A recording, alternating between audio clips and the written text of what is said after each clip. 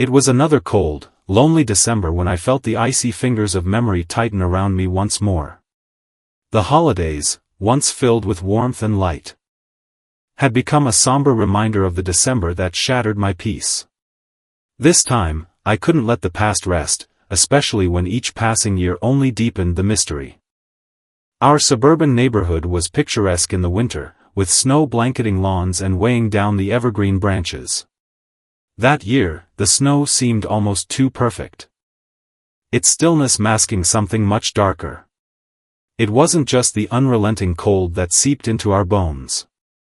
There was something in the air, something that made the hair on my neck stand on end every time I stepped outside. We were a small, happy family back then, my wife Sarah, our 13-year-old son Noah, and our 8-year-old daughter Emily. The house was always filled with the scent of freshly baked cookies and the hum of laughter. Sarah had a knack for creating moments that felt timeless, her joy and energy drawing us all together even when the cold kept us confined indoors. But that year, something invisible, insidious, hung over us like a shadow. We had planned a quiet Christmas, just the four of us. Normally, our house would overflow with relatives, but this year, plans had fallen through. Maybe it was the snowstorm that rolled in 2 days before Christmas Eve, isolating our little neighborhood and adding to the already eerie quiet. It started innocently enough. The first night, we played board games by the fire while the wind howled outside. Emily had built a snowman earlier that day and insisted on watching it from the window, despite the frigid air clouding the glass. Noah teased her, saying the snowman would come to life and chase her inside. She responded with a giggle, but when I caught her staring out later that evening, her expression was far from amused. "What's wrong, Em?" I asked, brushing a hand over her hair.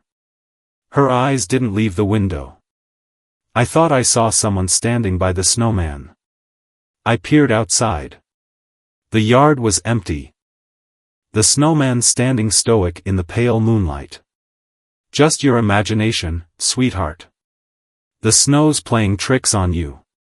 She nodded reluctantly but didn't look convinced. I shrugged it off, figuring the stories Noah told had spooked her. But later that night, while I was putting another log on the fire, I saw them. Faint footprints leading away from the snowman toward the edge of the woods. I'd have thought it was one of the kids, except the footprints were larger than theirs and the stride too long. I decided not to mention it. What good would it do to stir up fear on Christmas Eve? By the next evening, the mood had shifted. Emily, usually the life of the house, had become unusually quiet, clutching her stuffed bunny and keeping close to Sarah. Even Noah seemed subdued, his usual teenage grumbling replaced by nervous glances at the windows. That night, as we gathered around the table for a game of charades, a strange noise broke the calm. It was faint, barely audible over the crackling fire, but it sent a chill down my spine. It sounded like footsteps crunching in the snow, just outside the window. I froze, staring at Sarah. She caught my eye and frowned. "Did you hear that?" "Probably the wind," I lied, though I didn't believe it for a second. Noah got up to peek out the window. "Nobody's there," he said, but his voice trembled. After the kids went to bed, I stayed up, pacing the living room. The house felt wrong, too still, too quiet. Around midnight, I couldn't stand it any longer. I grabbed a flashlight and stepped outside. The cold was brutal, stinging my face and turning my breath into plumes of frost. I swept the flashlight across the yard. The snowman stood where Emily had built it, its carrot nose and button eyes untouched. But just beyond it, leading to the woods, were those footprints again. They were fresher this time, the edges sharp and crisp against the snow. I followed them, my heart pounding. The flashlight beam illuminated a path that grew darker the farther it went, the trees' shadows swallowing the light. As I neared the edge of the woods, I saw something that made my blood run cold. A figure stood just inside the tree line. It was tall, its outline obscured by a heavy coat and a hood that hid its face. It didn't move as I approached, didn't react to the light. It just stood there, staring, if it had eyes beneath that hood. "Who's there?" I called out, my voice shaking.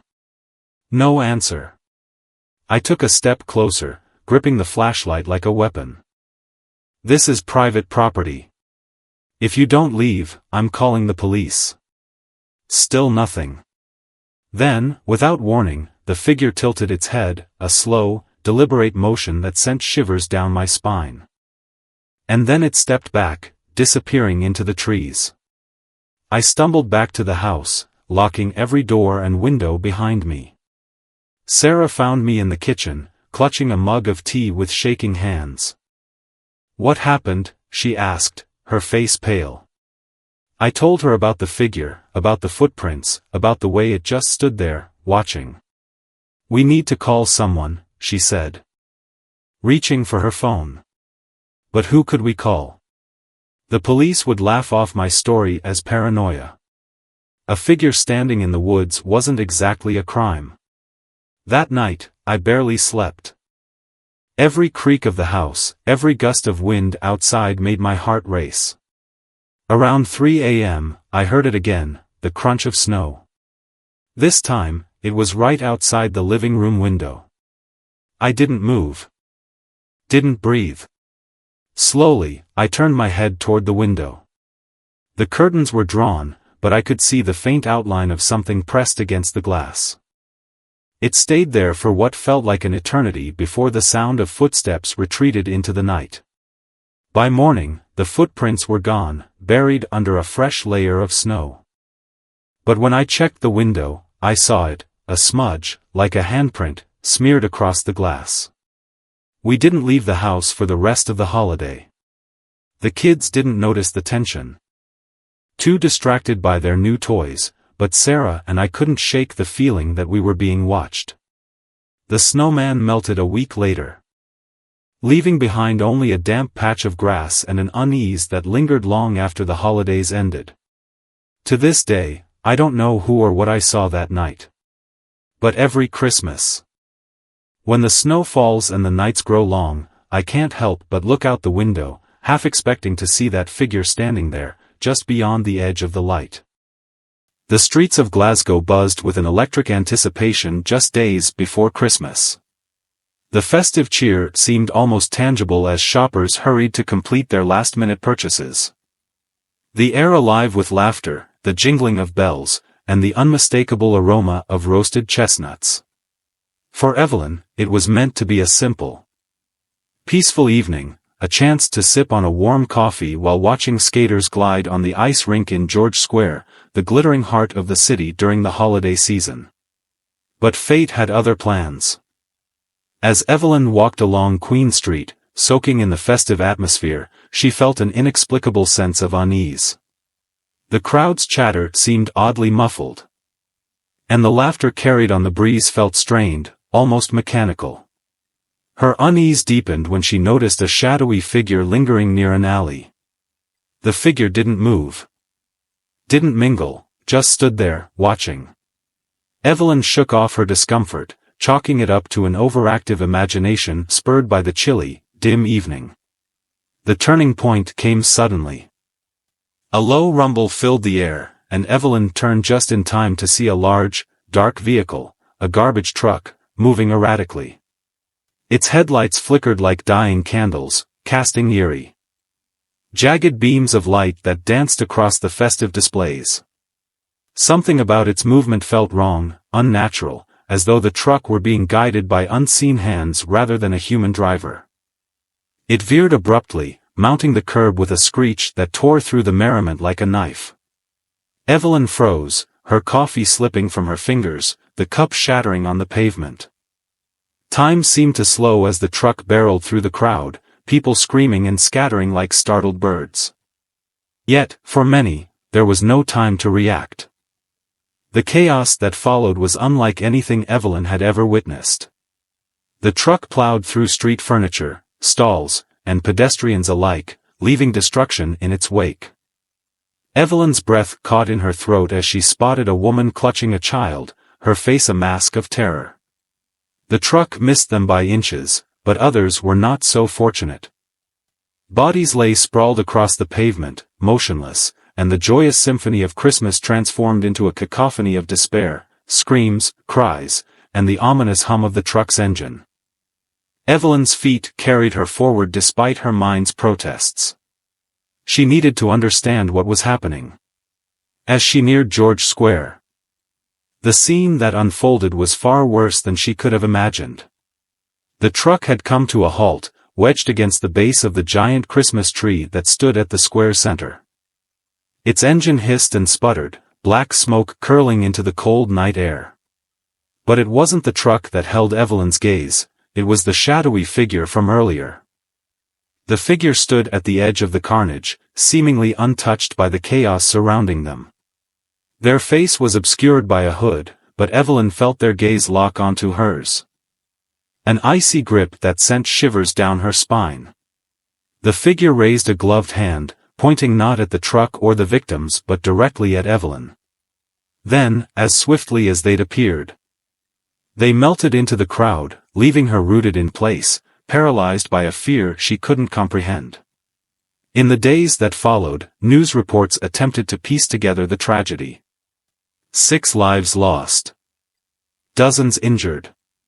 Officials claimed the driver had suffered a medical emergency, but Evelyn couldn't shake the feeling that there was more to the story. The shadowy figure haunted her thoughts, their ominous gesture replaying in her mind like a broken record. Who were they? Why had they singled her out? Her nights became sleepless, plagued by vivid nightmares. In one, she stood alone in George Square, the festive lights replaced by flickering shadows. The truck roared toward her, but just before it struck, she'd wake in a cold sweat. The figure's pointed hand seared into her memory. Determined to find answers, Evelyn began to dig deeper. She pored over news articles, searched for eyewitness accounts, and even revisited George Square, now eerily quiet.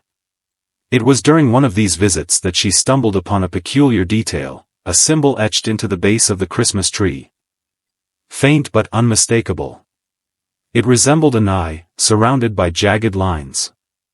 Evelyn's pulse quickened as she traced it with her fingertips, the surface cold and unyielding. That night, she received a message, a single line scrawled on a scrap of paper slid under her door: "You've seen too much." Her investigation took a darker turn. The more she uncovered, the clearer it became that the tragedy wasn't an accident. She found whispers of a shadowy group, their name unspoken but their presence felt in the darkest corners of the city. They operated in the spaces between, manipulating events for reasons no one dared to question. The symbol she'd found was their mark, a calling card left behind at every catastrophe they orchestrated. Evelyn's every move was now shadowed. Strangers seemed to follow her, their faces always obscured. Her phone rang at odd hours, the other end silent but heavy with the weight of unspoken threats. And then there were the dreams, more vivid, more disturbing. In one, she stood before the shadowy figure again, their hood pulled back to reveal an empty void where a face should have been. They spoke. Their voice a chorus of whispers: "The truth isn't yours to hold." The final straw came on Christmas Eve. Evelyn returned home to find her apartment ransacked. The only thing untouched was her laptop, left open to a document she hadn't written. The words on the screen sent chills through her. "Leave it be, or you'll join them." Terrified but resolute, Evelyn decided to flee the city. But as she boarded the train, she caught a glimpse of her reflection in the window. Over her shoulder, the shadowy figure stood, their empty gaze meeting hers. She whipped around, but the seat behind her was empty. To this day, Evelyn's whereabouts remain unknown. Some say she disappeared entirely, while others claim to have seen her wandering aimlessly, always looking over her shoulder. George Square has returned to its festive glory each Christmas, but those who remember that fateful night avoid it. Whispering about the woman who tried to uncover the truth and vanished into the shadows. And every year, etched into the base of the Christmas tree, the symbol reappears. A silent reminder that some truths are better left buried. Shadows of the season. The holiday rush always brought crowds to the Evergreen Mall, a sprawling center adorned with glimmering lights, oversized ornaments, and the smell of cinnamon wafting through the air. I'd worked as the photographer for Santa's workshop for 4 years. Snapping pictures of children perched on Santa's lap while their parents hovered nearby, their faces a mix of joy and impatience. It was easy money, a seasonal gig that helped pay my bills. But this year, the season brought something far darker than crowded parking lots or cranky shoppers. It brought him. It began innocently enough, a man accompanying a little girl to Santa's chair. She was no more than 6, her hair a mess of tangled curls and her dress wrinkled, as though she'd slept in it. I noticed her uncle immediately. He loomed nearby, snapping pictures with his phone and glancing at me far more often than he did at the child. I gave him the polite, distant smile I'd perfected over the years, hoping he'd get the message. I wasn't interested in small talk. But he didn't. Instead, after the girl's turn with Santa ended, he lingered by my station. "Merry Christmas," he said, his voice gravelly, like a smoker's. "Merry Christmas," I replied with a practiced cheer, already turning back to my camera. "I'm Rick. That's my niece, Lily," he continued, ignoring the line of children behind him. "Her dad's not around. My brother's in the hospital, cancer," he added. "Her mom's gone, too. It's just me now." "I'm sorry to hear that," I said, wishing Barb, the cashier, would step in to shoo him away. But she was busy explaining package options to another family. Rick stepped closer. Too close. His breath reeked of stale cigarettes. "You seem kind. Someone Lily needs in her life," he said, his eyes scanning my face in a way that made my skin crawl. "What do you say? Dinner? Just us adults?" I forced a laugh. "Sorry. My boyfriend and I already have plans." It wasn't true, but it was my go-to excuse. His expression darkened. For a moment, I thought he might argue, but then Barb signaled to Santa that time was up. And the next child was ushered forward. Rick glared at me before taking Lily's hand and walking away. The next day, I didn't think much of it. We'd had our share of odd customers over the years. And most were harmless. But Rick returned. This time, he didn't even pretend to be there for Lily. He stood at the edge of the workshop, staring at me as I worked. His presence sent a shiver down my spine. Barb noticed, too. "That guy's giving me the creeps," she whispered. "Should I call security?" "Let's wait. Maybe he'll leave," I said, not wanting to overreact. He didn't. Instead, he approached, standing in line without Lily. When he reached the front, Barb crossed her arms. "Where's your niece?" she asked. "She's sick today." Rick replied, his eyes never leaving mine. "But I wanted to see you." Barb didn't even glance at me before waving over Mike, the mall security guard. Mike escorted Rick out. But not before Rick whispered something to me. "You can't avoid me forever." Rick's persistence escalated. He appeared outside the workshop nearly every day, lurking in the shadows. Once, he tried to bribe Mike to tell him when my shift ended. Another time, he waited by my car, but Mike had started walking me out after work.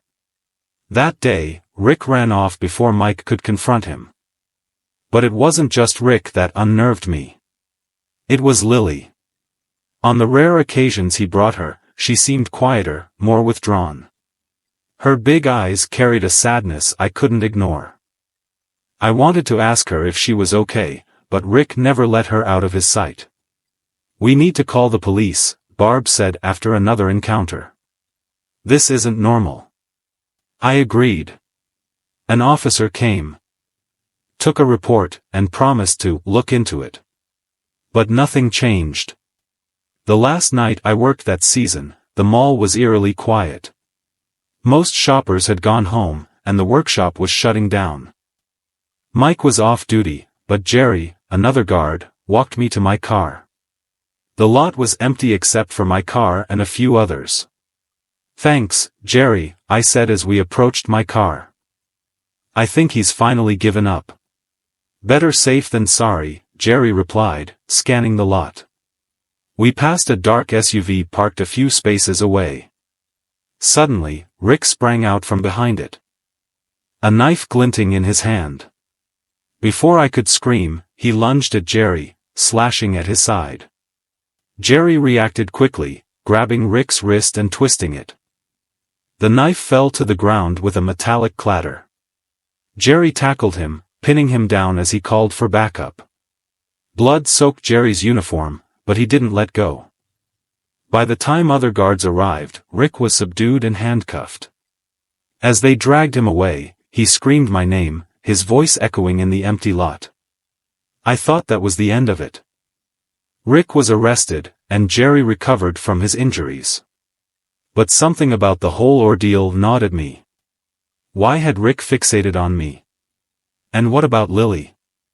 A week later, I got my answer. The police contacted me. They had investigated Rick's background and discovered something chilling. Rick wasn't Lily's uncle. In fact, Lily wasn't his niece at all.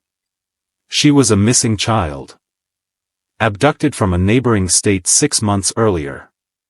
But that wasn't the worst part. When officers searched Rick's home, they found dozens of photographs. Pictures of me. At work. At the grocery store, walking to my car. Some were taken from inside my apartment, through my window. And in the background of several pictures, standing behind me, was Lily, her expression blank. Her eyes hauntingly empty. The police couldn't explain it. Rick was in custody, and Lily was returned to her family. But every night since, I've felt eyes on me, watching from the shadows. And sometimes, just before I fall asleep, I hear a child's voice whispering, "You can't avoid me forever." My mom grew up in a small, picturesque town that nestled deep in the valley, surrounded by towering pines and blanketed in a perpetual mist. Despite moving to the capital city years ago, she kept in close contact with her childhood friends. One of them, Liz, was like a sister to her. Liz was married to John, a towering, rugged man with a hearty laugh and a warm presence, a fixture in our family's memories. Years ago, Liz and John moved out to the countryside, far from prying eyes, to start a farm. It was a secluded property surrounded by dense woods, the kind of place where time seemed to stand still. They had a daughter, Tina, who was about 10 years old when the incident happened. One frigid December morning, John's life came to a sudden, tragic end. At least, that's what we believed. He was home alone, tending to farm chores and adjusting the Christmas lights adorning their quaint house. According to Liz, he suffered a stroke while outside in the biting cold. By the time she returned hours later, he was lying lifeless in the snow. The news shattered Liz and everyone who knew him.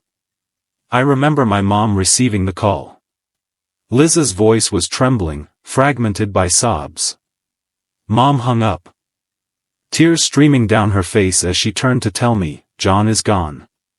I was 20 at the time, living on my own, but I visited home that evening to console her. The grief in the house was palpable. I didn't attend the funeral. To this day, I'm not sure why. Maybe it was work. Maybe it was the distance. Either way, the details blurred as life moved on. Over the years, Liz and Tina occasionally visited us. They stayed in our guest room, and every time they did, my heart ached for their loss. Fast forward to last summer, I'd moved back home temporarily. One humid evening, Mom texted me, "Liz and Tina are visiting. Can you prepare the guest room?" I dutifully made the bed, laid out an extra mattress for Tina, and arranged fresh towels. It was a routine task I'd done before. When Liz's car pulled into the driveway, I called out to greet them, expecting Liz and Tina. But when I entered the kitchen, a deep, familiar voice froze me mid-step. "What?" "No hello," the man said, his arms wide open for an embrace. I stared at him, my mind racing. He looked like John. No, he was John, a thinner, paler version. But unmistakably John. My breath caught in my throat as my rational mind fought to explain what I was seeing. Tina ran up to hug me, snapping me out of my stupor. Liz emerged from the bathroom, gave me a quick hug, and casually walked past John like it was the most normal thing in the world. I was dumbfounded. Who is that?" I whispered to my mom as we carried groceries inside. She looked at me like I'd lost my mind. "What do you mean?" "That's John." "Mom," I hissed, "John is dead. You told me yourself. We cried about it. Remember the phone call? Liz told you he died. We've talked about this for years." Her face paled. "No," she said, shaking her head. "John had a stroke, yes, but Liz found him in time.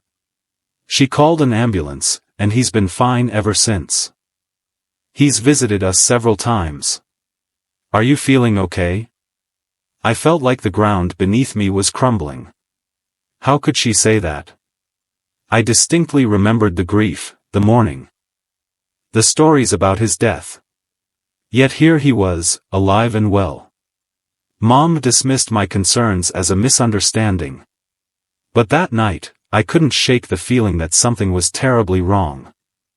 I avoided John's gaze during dinner, my skin crawling every time he laughed or spoke. His voice was warm, his mannerisms familiar. But there was something off about him, something I couldn't quite put into words. That night, I couldn't sleep. Around midnight, I heard faint whispers outside my bedroom door. I held my breath, straining to listen. The voices were low and indistinct, but one of them sounded like John. Curiosity overpowered my fear. I cracked the door open and peered into the hallway. John stood there, his back to me, speaking in hushed tones to someone I couldn't see. His voice was clipped, urgent, and filled with an intensity that sent shivers down my spine.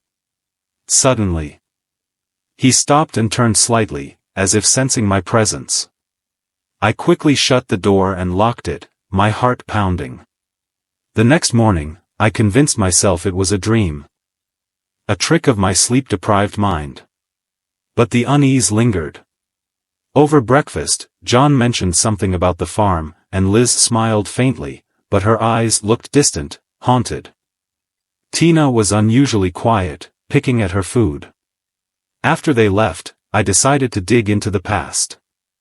I searched online for obituaries, news articles, anything about John's supposed death or stroke. To my surprise, there was nothing. No obituary, no hospital records, no mention of a stroke. It was as if that entire chapter of his life had been erased. Determined to find answers, I drove to their farm a week later under the guise of wanting to visit. The property felt different from how I remembered it. The once vibrant fields were overgrown, the house's paint was peeling, and the air was thick with an oppressive stillness. Liz greeted me warmly but seemed uneasy. "John's out back," she said, her voice flat. I wandered through the house, memories flooding back as I passed family photos and trinkets. But something caught my eye in the corner of the living room, a photograph of John standing in front of a barn. His face was shadowed, his expression unreadable, but there was something unsettling about the image. It felt wrong, almost as if the person in the photo wasn't John but something imitating him. That evening, As the sun dipped below the horizon, Liz confided in me. "Sometimes," she said, her voice barely above a whisper, "I think the man who came back isn't my John. He remembers everything. But he feels different. Colder. And sometimes, I catch him staring at nothing, whispering to himself." My blood ran cold. "Have you told anyone?" She shook her head. "Who would believe me?" That night, I stayed in the guest room, unable to sleep. Around 2 a.m., I heard footsteps in the hallway, slow and deliberate. My pulse quickened as they stopped outside my door. The doorknob rattled, and then I heard John's voice, low and distorted. "Why did you come here?" I froze, too terrified to respond. After what felt like an eternity, the footsteps retreated. I didn't sleep for the rest of the night. The next morning, I left without saying goodbye. As I drove away, I glanced in the rearview mirror and saw John standing in the doorway, watching me with an expression that sent chills down my spine. It wasn't anger or sadness.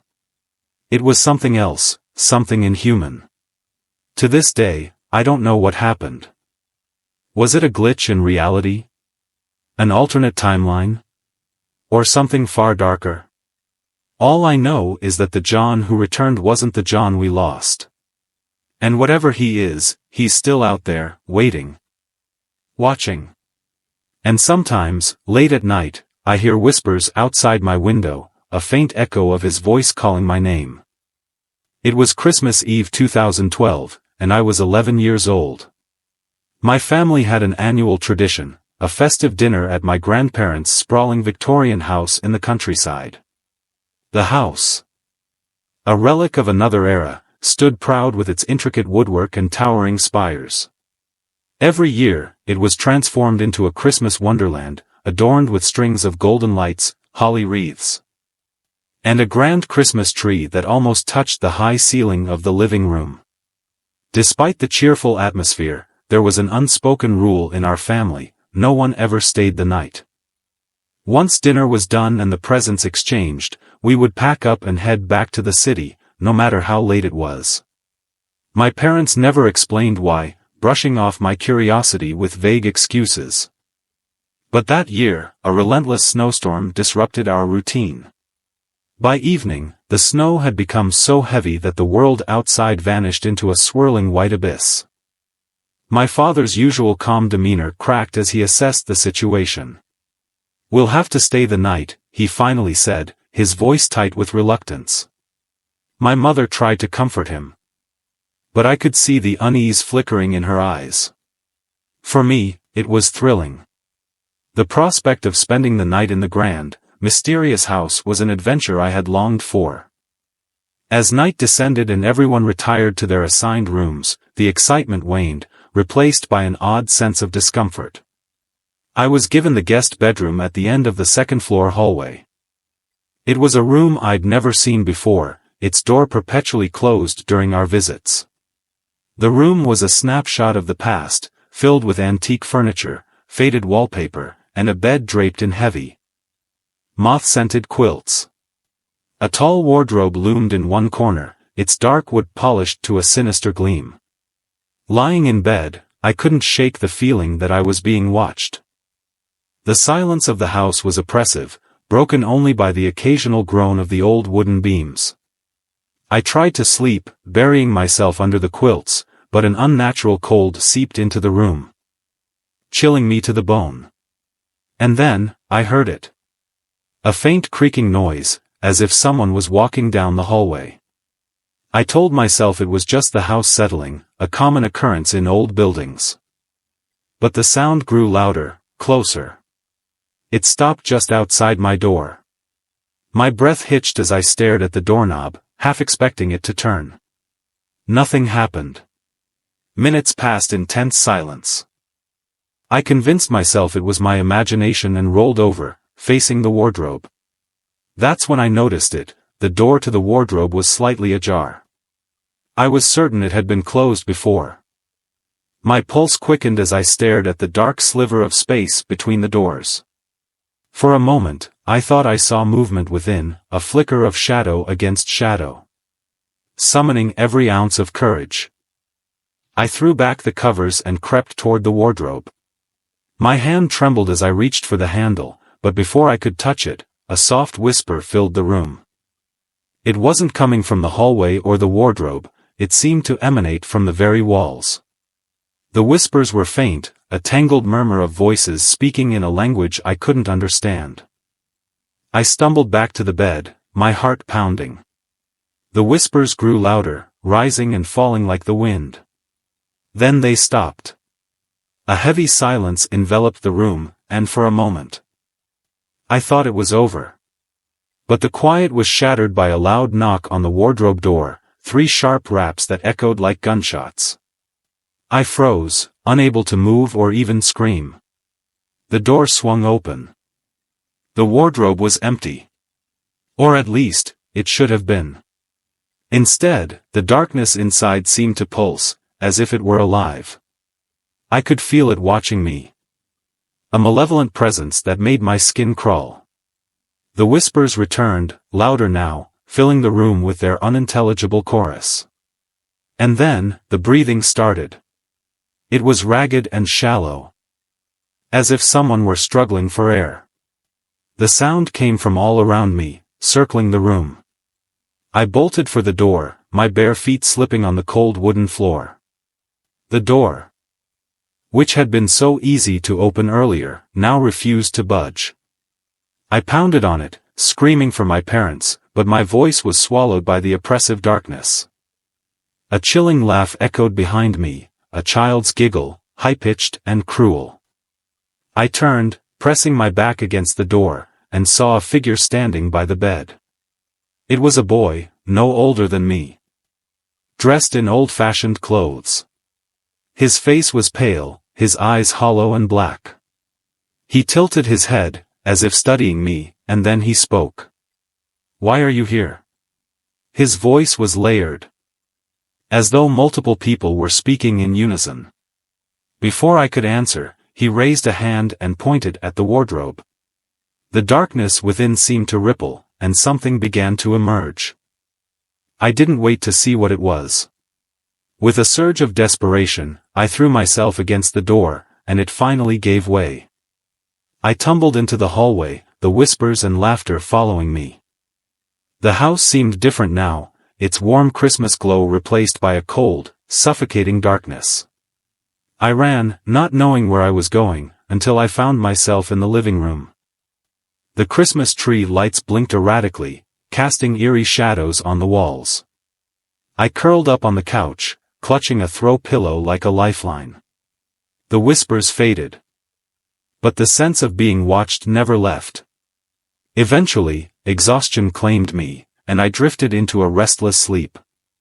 The next morning, I woke to the sound of my parents' worried voices. Sunlight streamed through the windows, banishing the night's horrors. My father looked pale, his eyes shadowed with sleeplessness. My mother wrapped me in a hug, her hands trembling. When I tried to explain what had happened, my grandfather's face turned grave. He listened silently, his expression unreadable. When I finished, he sighed and said, "That room, it remembers." I begged him to tell me more, but he shook his head, his eyes filled with a sadness I couldn't understand. My father, too, refused to speak of it, his jaw tightening every time I brought it up. Years later, after my grandfather passed away, I found an old journal among his belongings. It was filled with entries about the house and its history. One entry, dated December 24, 1952, caught my eye. It spoke of a boy, a distant relative, who had disappeared in the snowstorm, his body never found. The last place he was seen? The guest bedroom. To this day, I don't know what I encountered that night. The memory lingers, a dark stain on the otherwise joyful season. I haven't returned to the house since my grandfather's funeral, but sometimes, on cold winter nights, I hear whispers in the wind, faint and distant, calling me back. Over 20 years ago, on Christmas Eve, I was driving home with my girlfriend at the time. My mother's family had held their traditional celebration at my aunt's house. A grand gathering filled with warmth, laughter, and the holiday spirit. It was my girlfriend's first introduction to my extended family, and she had fit in seamlessly. The evening was marked by shared stories, games, and plenty of drinks. By the time we decided to leave, my girlfriend was too inebriated to drive, leaving me in charge of her car. The clock had just struck 11 p.m. as we set off on Highway 211, a stretch of road bordered by sprawling farms and dense woods. Despite its isolation, I felt no unease. I'd driven this route countless times and knew its every curve and dip. We drove down the road, immersed in light-hearted conversation, enjoying the intimacy of the quiet night. Eventually, we approached the steep descent that led to Deep Creek. The road plunged into shadowy forest, the trees standing as silent sentinels on either side. Our headlights sliced through the darkness, illuminating the immediate path but leaving the surrounding wilderness impenetrable. Crossing the old bridge at the creek's base, I felt a fleeting unease. A sensation as though the trees were watching us pass. The road leveled out, and that's when it happened. Something darted across the road with unnatural speed. A blur of motion that jolted me into slamming the brakes. The car skidded to a halt, and my heart raced as I scanned the road ahead. "Did you see that?" I asked my girlfriend, my voice shaking. She nodded, her face pale in the dim glow of the dashboard. "Yeah, but I don't know what it was." The rational part of my brain suggested a coyote, a common sight in these parts. Yet something about its movement felt wrong. There was a fluidity and intent that didn't match the erratic behavior of wildlife. Against my better judgment, I decided to investigate. Curiosity, or perhaps a foolish sense of invincibility, drove me to turn the car around. With the high beams illuminating the roadside, I stepped out, the chill of the night biting at my skin. The forest loomed ahead, dense and unervingly silent. I crept forward, scanning the area where the figure had disappeared. The air felt heavy, oppressive. My every instinct screamed at me to retreat, but I pressed on. Then, the car's horn blared. Not a tap or a honk, but a sustained, piercing blast that sent adrenaline surging through me. I spun around and sprinted back, my heart pounding. "Why did you do that?" I demanded as I climbed into the car, slamming the door behind me. She didn't answer, just pointed out the window. Her trembling hand directing my gaze. My stomach turned to ice. Standing about 50 feet away, partially obscured by the trees, was a man. He was completely naked. His body smeared with dirt and streaks of something darker. In his hand, he held a rusted hatchet. The man smiled, a grotesque expression that sent a chill down my spine, and raised his free hand in a mockingly casual wave. Then, without a sound, he turned and melted into the shadows of the forest. My hands fumbled with the gear shift as I forced the car into drive. We sped away, the tires kicking up gravel as we fled the scene. My girlfriend's voice broke the silence, shaky but urgent. He was coming for you. While you were in the trees. He came out from the other side. I saw him, he was walking toward you, the hatchet raised. That's why I honked." We drove straight to the police station, recounting the night's events to a skeptical officer. They promised to investigate but offered little reassurance. Days later, we received a call. They had found no trace of the man. Though they did note other reports of strange occurrences near Deep Creek, vehicles abandoned, travelers missing. The incident haunted me for years. I avoided Highway 211, unwilling to face the memories. Yet, life has a way of circling back. Recently, I returned to the area for work, and avoiding the highway was no longer an option. The familiar curves of the road brought back a flood of memories, but the forest seemed darker now, as if it bore the weight of untold secrets. Last night, driving home late, I neared Deep Creek once again. The road was as silent as ever, the shadows deep and still. Crossing the bridge, my headlights caught something reflective among the trees. For a fleeting moment, I saw it, the same man, standing motionless, his hollow eyes locked on mine. This time, he didn't wave. He simply watched as I drove past, my breath caught in my throat. I haven't told anyone. Maybe it was my imagination, the product of an overactive mind reliving old fears. Or maybe, he's still out there, waiting for the next traveler to make the mistake of stopping. And maybe, just maybe, he's already chosen his next victim. In the quiet countryside where I grew up, surrounded by fields and dense woods, there was an old storehouse beside our home. It was a large, looming structure that seemed to watch over our house. With its peeling paint and sagging roof, my family used it to store all kinds of things, seasonal decorations, tools, old furniture, and forgotten relics of years gone by. Despite its practical use, the storehouse always had an unshakable aura of unease. As kids, we'd tell each other stories about it, of ghosts or strange noises in the night, but I never truly believed those tales. Not until one cold December morning. It was just before Christmas, and my dad asked me to fetch the box of decorations from the storehouse.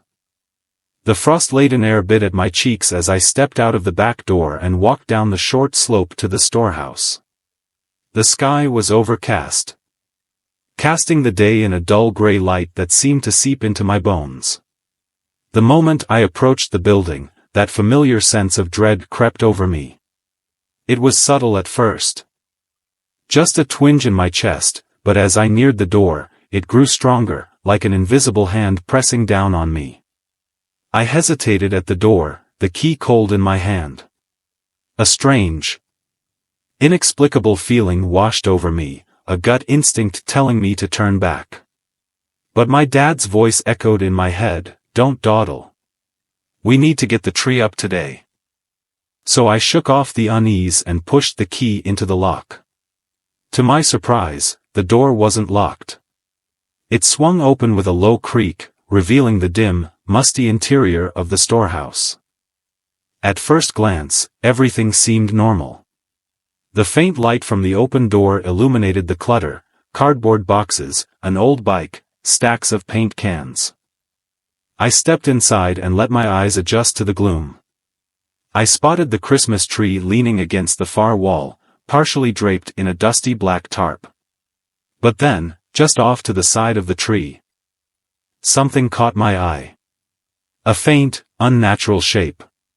It was pink and smooth, barely visible beneath a pile of old tarps and bin bags. I squinted. My curiosity piqued despite the knot forming in my stomach. It looked like skin. Like a hand. My breath hitched as my gaze followed the shape upward. Slowly, the shadows seemed to shift, revealing something, someone. A face emerged from the darkness, pale and gaunt, with sunken eyes that stared straight at me.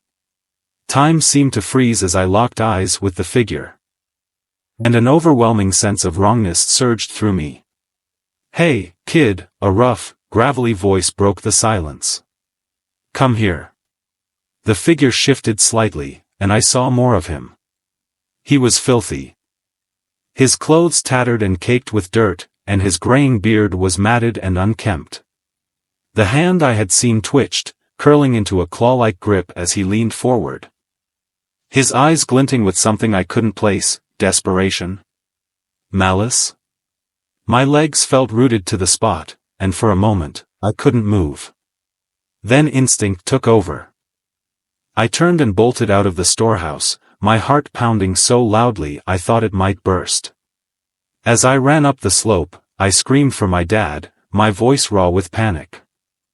He came rushing out of the house, his face a mask of confusion and concern. I could barely get the words out, but he didn't need much convincing.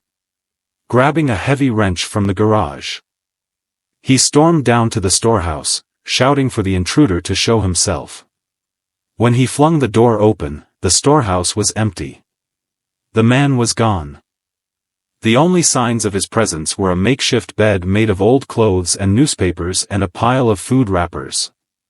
My dad searched the property and the surrounding woods. But there was no trace of the stranger. He must have slipped away as I ran for help. The incident left us all shaken. 4 days. I couldn't shake the image of that pale face staring out from the shadows, those hollow eyes that seemed to pierce right through me. My dad installed new locks and reinforced the door. But it did little to ease the lingering unease that settled over our home. Weeks passed, and life gradually returned to normal. The storehouse remained locked. And I avoided going near it at all costs. But then strange things began to happen. At night, we'd hear faint noises coming from the direction of the storehouse, scratching, shuffling, and occasionally, what sounded like whispering. My parents dismissed it as the wind or animals, but I wasn't so sure. One night, I woke up to the sound of footsteps crunching on the gravel outside my window. I crept to the window and peeked out, my breath fogging up the glass. In the faint moonlight, I saw a figure standing by the storehouse door, their back turned to me. It was the same man. I was sure of it. He stood there motionless, staring at the door as if he were waiting for something. Then, slowly, he turned his head and looked directly at my window. I scrambled back, my heart hammering in my chest. By the time I found the courage to look again, he was gone. But the next morning, we found the storehouse door ajar, the lock broken. Inside, everything was in disarray, as if someone had been searching for something. We never figured out what. The man never returned, at least. Not that we saw. But sometimes, late at night, I'd catch glimpses of movement in the shadows near the storehouse, or hear faint, almost imperceptible whispers carried on the wind. Even now, years later, I can't explain what happened. Was he just a desperate drifter looking for shelter? Or was there something more sinister at play? The storehouse was eventually torn down when my parents moved away, but the memories of that December morning and the strange events that followed still haunt me. Sometimes, in the dead of night, I find myself staring out of my window, half expecting to see that pale face staring back at me from the shadows. Title: The Haunting on D Street. D Street in El Paso is a name that carries weight. Whisper it, and you'll see faces change. Once a hotspot for violence, drugs, and despair. Its notorious history left a stain that no renovation or gentrification could ever wash away. Among its infamous landmarks is the strip mall where I work. It's not much to look at. A standard Burlington store, but the building's past, its shadows, cling to it like a second skin. The building used to be a Kmart, closed down in 2017 after years of declining business. Locals claim the land itself is cursed. Before the Kmart, it had been a factory that burned down in the 1940s, killing dozens. Some said it was arson, others whispered about darker motives. By the time Burlington opened in 2022, stories of ghostly figures and unexplained phenomena had already swirled around it like a fog. Most of us dismissed the rumors. Sure, things would fall over now and then, and some swore they'd heard footsteps in the locked fitting rooms, but we chalked it up to a combination of imagination and the creaks of an old building settling. That was until Black Friday, the night everything changed. It was a little past 8 p.m., and the store was packed. Burlington doesn't do special sales for Black Friday, but that didn't stop the frenzy. People swarmed the aisles, their carts overflowing with discounted winter coats and holiday decorations. I was helping a family load a kid's ride-on car into their truck when I got a call over the radio. "Hey, Jake," said Linda, one of my co-workers, her voice crackling. "Can you check the old fitting rooms? One of the doors is open again." The old fitting rooms had been sealed off when the store was renovated. But sometimes the doors would swing open despite being locked tight. I'd always figured the locks were faulty, or maybe some kids had forced them open. When I got there, the door was indeed ajar. But the lock was unbroken. I stepped inside, my flashlight cutting through the dim room. It was empty, as expected. Still, the air felt heavy, as if the space was holding its breath. I locked the door and headed back to the front, brushing off the unease. But as I passed the seasonal section, something caught my eye.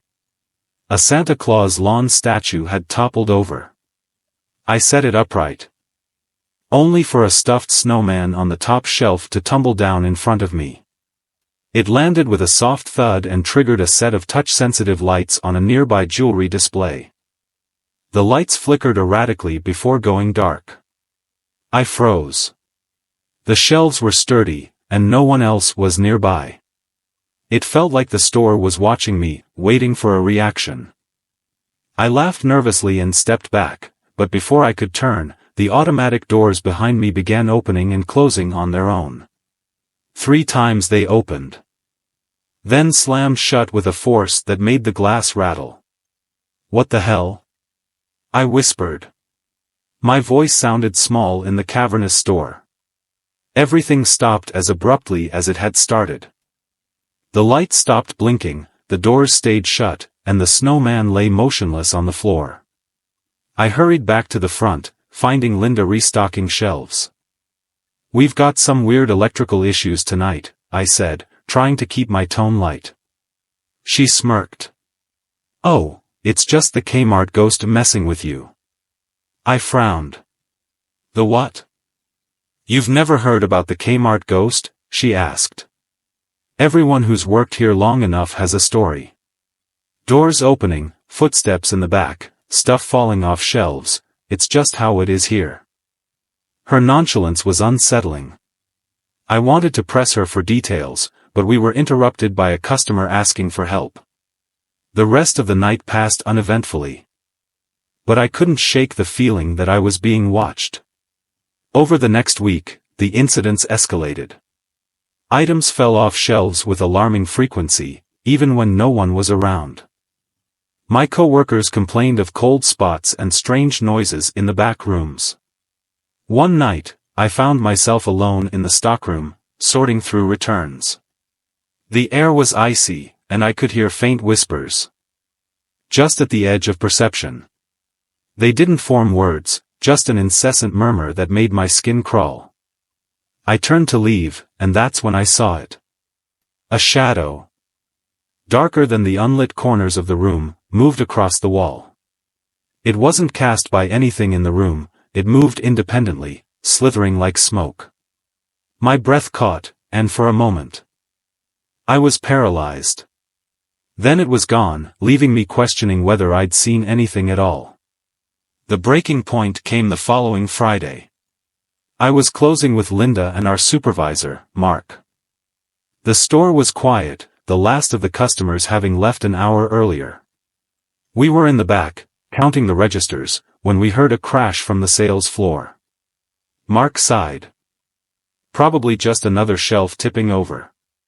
I'll check it out." He left, and Linda and I continued our work. 5 minutes passed, then 10. Mark didn't return. I called him on the radio. But there was no response. Linda and I exchanged uneasy glances before heading out to find him. The store was eerily silent. As we walked through the aisles, the overhead lights flickered, casting long, distorted shadows.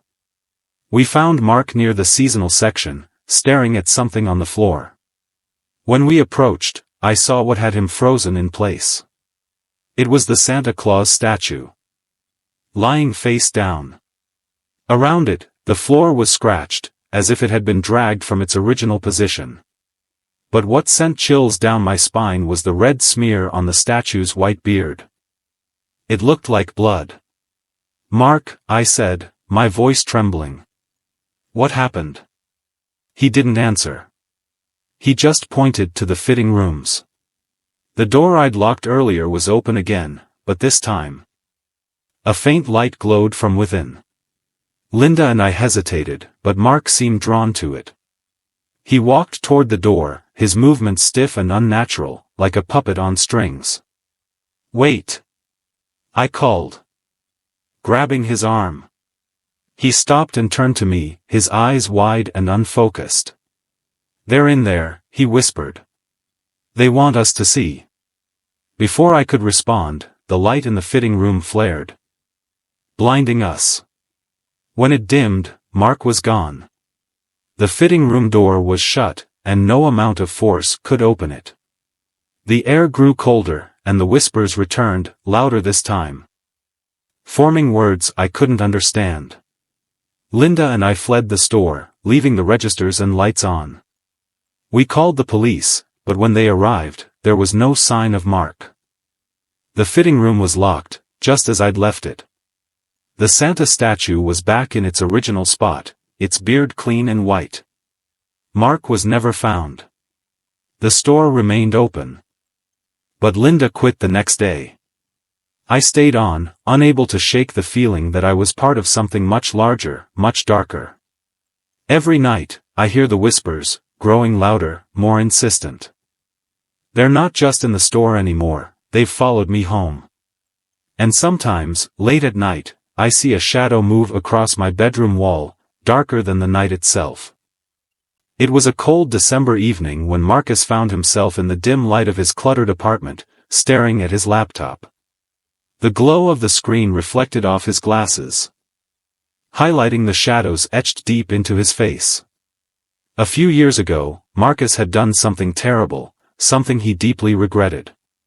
A part of him wanted to bury it, pretend it never happened. But the memory wouldn't let him rest. It clung to his soul like a dark specter, whispering reminders every night as he lay in bed. It all started with his girlfriend, Hannah. Or rather, his ex-girlfriend. Their breakup had been brutal, leaving Marcus a hollow shell of himself. She had moved on, easily, it seemed. But for Marcus, the pain festered into something darker. Something he hadn't thought himself capable of. His humiliation turned to rage, his heartbreak into a burning desire for revenge. Late one night, driven by anger and a toxic mix of alcohol and despair, Marcus stumbled upon a dark corner of the internet. It was a forum called The Forgotten Ledger. Its tagline read, "For those who deserve to disappear." At first, it seemed like another edgy, joke-filled forum meant for venting frustration. But the deeper Marcus delved, the more he realized how serious it was. This was no ordinary site, it catered to those who wanted to make people vanish, permanently. Marcus hovered over the site's main page, his hands trembling. Threads bore cryptic titles like Puppet Strings, No Tomorrow, and Wishing Well. But one section caught his eye, Eclipse Ritual. The description promised ultimate revenge, but warned of a price. Fueled by a twisted sense of justice and a belief that this was all some elaborate role-playing game, Marcus clicked. The page loaded slowly, revealing a series of text boxes. It asked for information, name, age, social media profiles, and a photograph. His heart raced as he filled in the details, Hannah's name, her age, her Instagram handle. And a photo he'd saved from happier times. The final field was for a location of significance. Without thinking, Marcus typed, "The park where we first met." A red warning flashed across the screen. By submitting, you accept the consequences. There is no turning back. Proceed? Marcus hesitated. But his anger, his bruised pride, and the alcohol clouding his judgment pushed him forward. He clicked, yes. The screen went black for a moment before a chilling message appeared. The eclipse begins. Payment will be taken. Marcus laughed nervously. What payment? He thought. But as the night stretched on, unease began to settle over him. The next morning, he dismissed the whole ordeal as a drunken mistake. Days turned into weeks, and nothing happened.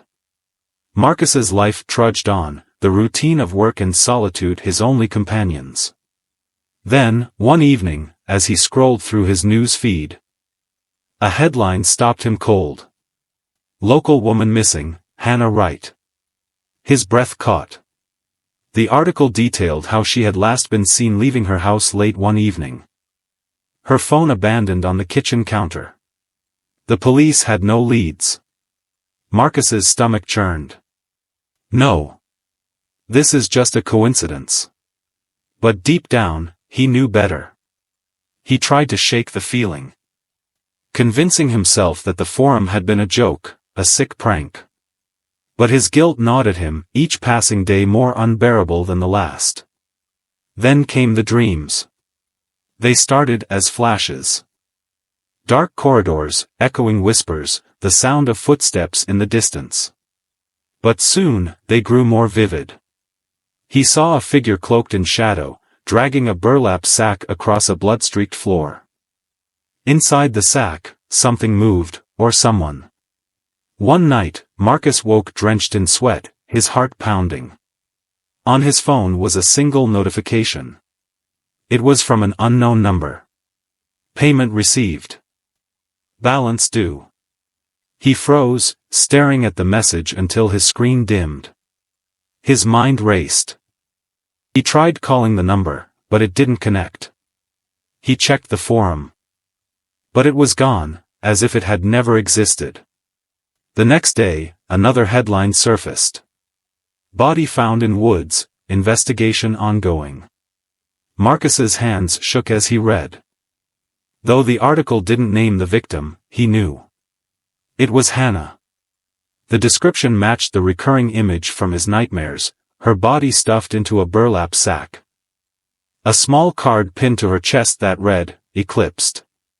Panic consumed him. He couldn't go to the police, what could he even say? That he'd drunkenly entered her information into a dark web forum and now she was dead? Who would believe him? Worse, what if they did? Days turned into sleepless nights. The dreams grew worse. He saw more figures now, their faces obscured, their whispers unintelligible but menacing. His apartment felt smaller, the walls closing in. And then the notes began appearing. The first was slipped under his door. The eclipse takes its toll. The second was scrawled across his bathroom mirror in red lipstick. You owe a debt. Marcus's mind unraveled. He began seeing shadows where there were none, hearing faint whispers in the dead of night. He boarded up his windows, disconnected his phone, and destroyed his laptop. But it didn't matter. The messages kept coming, appearing in places he couldn't fathom. Inside his fridge. Carved into his dining table. One night, he found one stitched into the lining of his jacket. The eclipse is eternal. Marcus's final attempt at salvation was a desperate trip to the park, the location he'd entered on the site. He arrived under the cover of night, clutching a flashlight and a crumpled map. The air was icy, the park eerily silent. As he reached the old bench where he and Hannah had first met, he found a small box waiting for him. Inside was a single item, a photograph of him and Hannah, taken years ago. But her face had been scratched out, and beneath it was a message. The balance is paid in blood. Yours is next. Marcus dropped the photo, his breath visible in the freezing air. Behind him, the faint sound of footsteps began to grow louder. He turned, but there was nothing there. Only darkness. And then, the whispers began again. The shadow of Stanley Street. It was a bitter winter night, the kind where the wind cuts like shards of glass and the snow muffles every sound. The city seemed desolate. Except for the occasional crunch of boots on icy sidewalks. I was heading to an unfamiliar address on the outskirts of town. The place belonged to an acquaintance, Jared, who had a reputation for being reliable in certain circles. I'd never visited his place before, but tonight, my curiosity and bad habits outweighed my better judgment. The building was a two-story relic of another era, its windows like dark, unblinking eyes. The stoop was buried in snow, and faint light flickered through the gaps in the old curtains. Inside, the smell of damp wood and something acrid hit me immediately. Jared greeted me with a curt nod and led me to a dimly lit living room. Two men were already there, their faces shadowed and gaunt. Eyes darting around the room like trapped animals. Jared handed me a small package and muttered, "Quick exchange tonight, yeah? Don't linger." I nodded, handing him the cash. As I turned to leave, one of the men spoke up. "Hey, you shouldn't walk alone this late. Roads are icy, and it's not safe. Let us walk you back." His voice was like gravel grinding underfoot. And something about it sent a shiver up my spine. I glanced at Jared, hoping for reassurance, but he was busy counting the bills. "I'm good, thanks," I replied, feigning nonchalance. The second man stood, his frame imposing in the dim light. "We insist. Wouldn't feel right otherwise." Every instinct screamed at me to leave. "No, really. I'm close. Thanks, though." I turned and made my way to the door, feeling their eyes bore into my back. Once outside, I didn't head straight home. Instead, I chose a winding route through the neighborhood. My breath formed clouds in the frigid air as I glanced over my shoulder. At first, the streets seemed empty. Then, out of the corner of my eye, I saw them, the two men. Their dark silhouettes trailing me a block behind. The night felt alive with malevolence. The snow seemed to absorb every sound, making their presence feel even more oppressive. I quickened my pace, heart pounding, and took a sharp right turn onto Stanley Street. It was quieter here, the streetlights casting long, eerie shadows. I needed a place to hide, even if only for a moment. That's when I saw him. An older man sitting on the porch of a corner house, smoking a cigarette. His eyes met mine, and there was a flicker of recognition. I'd seen him before, once or twice, though I couldn't recall where. Desperation outweighed caution as I approached. "Hey, do you remember me?" I stammered. He exhaled a plume of smoke, studying me. "Yeah, I remember. What's wrong?" "I think someone's following me," I whispered, glancing back. "Can I come inside for a minute?" He hesitated for a beat, then nodded. "Sure." The house was old and smelled of tobacco and something metallic. He led me through a cramped living room into a small kitchen. I explained the situation in hushed tones, and he listened intently. His face unreadable. "You're safe here," he said finally. "But if they're following you, they'll knock soon enough." His words chilled me, but before I could respond, there was a knock at the door. It wasn't loud, but it echoed through the house like a gunshot. "Stay here," he said, rising. "Don't make a sound." I crouched behind the kitchen counter as he went to the door. Through the crack between the counter and the wall, I saw him look through the peephole. He muttered something under his breath, then turned back to me. "They're asking about you," he whispered. "I know them. Seen them around. They're trouble." My stomach dropped. "What do we do?" "I'll invite them in," he said, his voice calm. "You slip out the back door. Follow the yard to the side gate. It'll take you to a side street." He paused, his expression grave. "Don't run until you're sure they're inside.